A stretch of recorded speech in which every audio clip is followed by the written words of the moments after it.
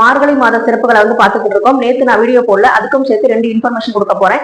மார்கழி மாத சிறப்புல வந்து பாத்தீங்கன்னா நம்ம கோலம் போடுறது பத்தி நிறைய விஷயங்கள் சொல்லியிருக்கோம். அந்த கோலம் போடுறதுக்கு முன்னாடி நம்ம வாசல் தெளிக்கிறோம் இல்லையா, அதாவது சாணத்துல வந்து தெளிப்போம். அந்த சாணம் வந்து பாத்தீங்கன்னா மகாவிஷ்ணுவை குறிக்குது. அந்த வெள்ளை நிறத்துல இருக்க அந்த பச்சரிசி மாவு கோலப்பொடி வந்து பிரம்மதேவரை குறிக்குது. அதுக்கப்புறம் அதுல விடுற காவி நிறம் பாத்தீங்கன்னா சிவபெருமானை குறிக்குது. நிறைய பேர் வந்து பாத்தீங்கன்னா பெரியவங்க கோலம் போடும்போது காவி நிறத்தை போடுவாங்க. அது போடாம போடவே மாட்டாங்க, வெறும் வெள்ளை நிறம் மட்டும் போட மாட்டாங்க. சோ இந்த 30 தேவர்களையும் வணங்குறதுக்கு சாட்சியா தான் கோலம் போடுறோம். இந்த 30 தேவர்களையும் வணங்கும் போது மகாலட்சுமி தாயார் சந்தோஷமா நம்ம வீட்டுக்கு வருவாங்க. அவங்க மட்டும் இல்ல, எல்லா தேவர்களும் இந்த மார்கழி மாதத்துல நம்ம வீடு தேடி வருவாங்க.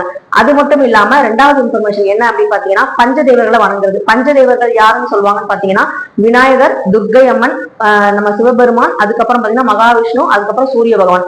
இந்த சூரிய பகவான் வழிபாடுங்கிறது இந்த மார்கழி மாதத்துல நம்ம வணங்கும் போது மிகப்பெரிய பலன்களை நமக்கு கொடுப்பாங்க. பஞ்ச தேவர்களையும் வணங்குறது ரொம்ப ரொம்ப நல்லது.